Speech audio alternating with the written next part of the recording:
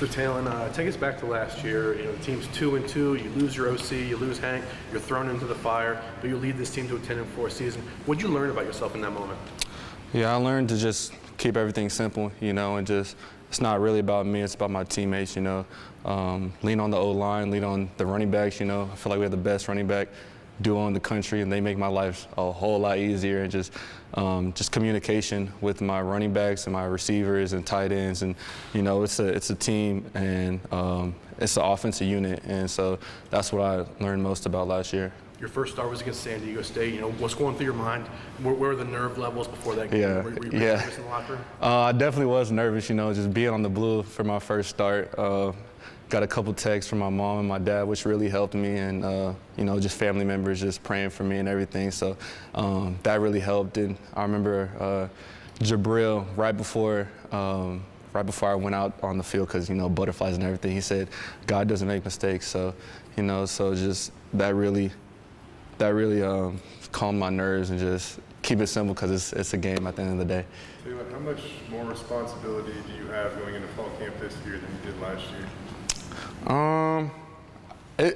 It's a different responsibility, you know, just being the starter, you know, but you know, just building on top of what I learned last year. Like I said, the experience and everything, just being that leader and that person that just puts confidence, and just you know, Bush says, set the temperature in the room. Don't be the mob, like don't fill everybody out, but starting fast and just doing that. So really having an emphasis on that. Bush was saying when he first got here, he's like, I don't know if Taylen was the guy with the best competency in the quarterback room, and then he's like, these last couple months, like he's proved it. He's kind of elevated his game mentally. Like, what specifically have you done in the last couple months to really, you know, prove that to Bush? Yeah, definitely. You know, what we learned in the spring and what I learned in the fall. You know, because you know, it's fall camp. It's not my first fall camp in the system now. So when he first got here, I was like, whoa, like this offense. But you know, having the whole spring and the whole summer to really dive into the playbook, like with the team and with my coaches, which they tremendously helped me on that off the field. What was it about his offense that made you go, whoa? Like, was it the verbiage, just how complex? I mean, different offices have different verbiage, you know, and just how they go about things, the sideline operation and all that. It's just little details within that, which is, you know, when you build a habit and like it's a new offense, it's a new habit, and you got to get used to all that stuff that goes with him. And Bush is a really big, his emphasis on rhythm and just getting that rhythm of how we do things, because you know, it's a new year, it's a new team, it's a new offense. So just building that rhythm and finding our rhythm in that. When Bush and Andy talked about mental prep and leadership for you this fall camp, what does that mean to you, and is that easy for you to embrace and look into?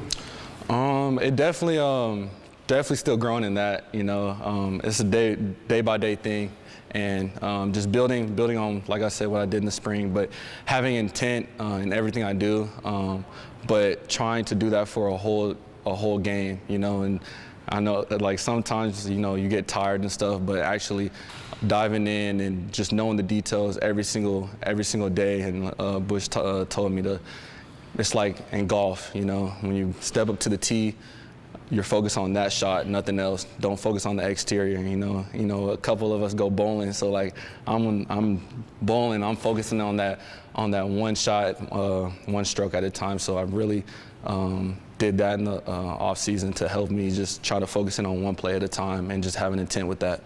Just overall, how fun has this offseason been? I mean, yeah, you definitely a lot more name recognition this offseason. You've had NIL deals. I think you were doing a kids camp a couple months ago. Just how much fun have you been having with all of it? Yeah, it's definitely fun. You know, not just with NIL, but just trying to give back to the community and just trying to show my face around Boise, and just and with my teammates, because, you know, we had Dimitri, Static, Billy, and a couple others. We went to Del Taco and signed some autographs. So definitely trying to, not just me as an NIL, but as a team, you know, and just trying to find intricate ways to do that.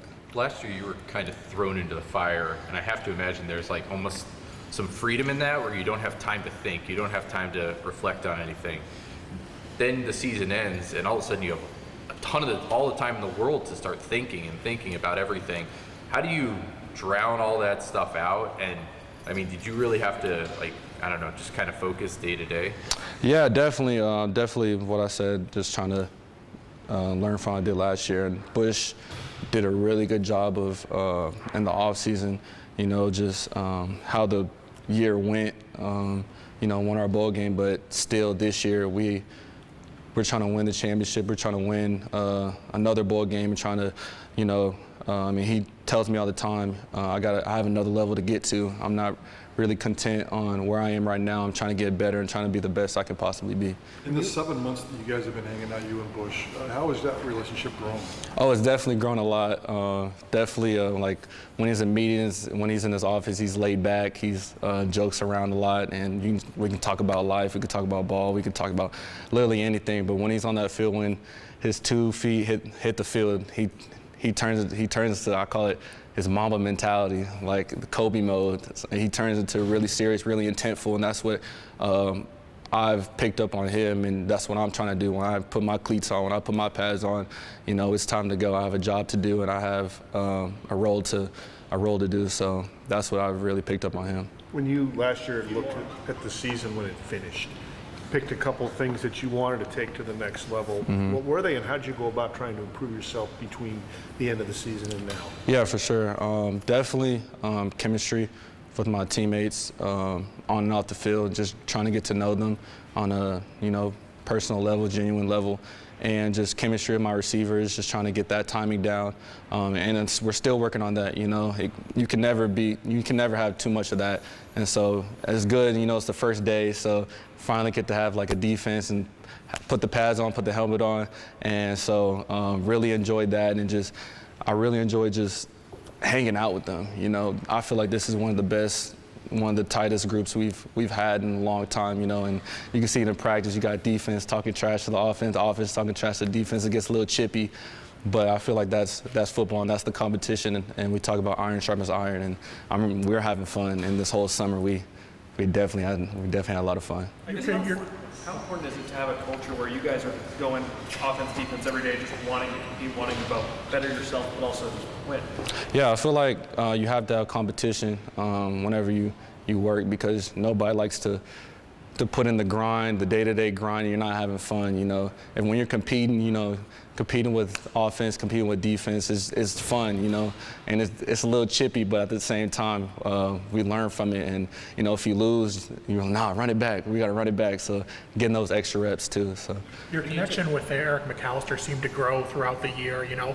Just with Latrell going down, you know, what kind of an opportunity does he have, and how's that connection continue to grow?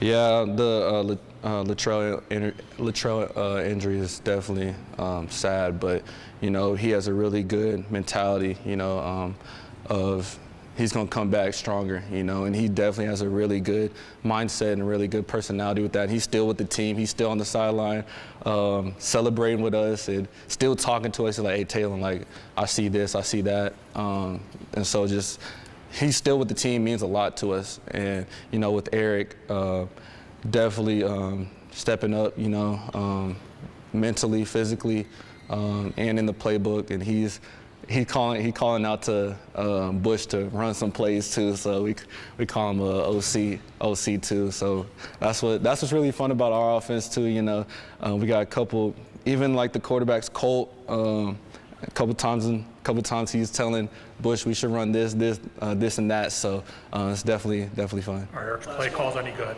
Just to follow up on mine. Of course. You know he wants to run, always run. So you know he's gonna have the number one read on that.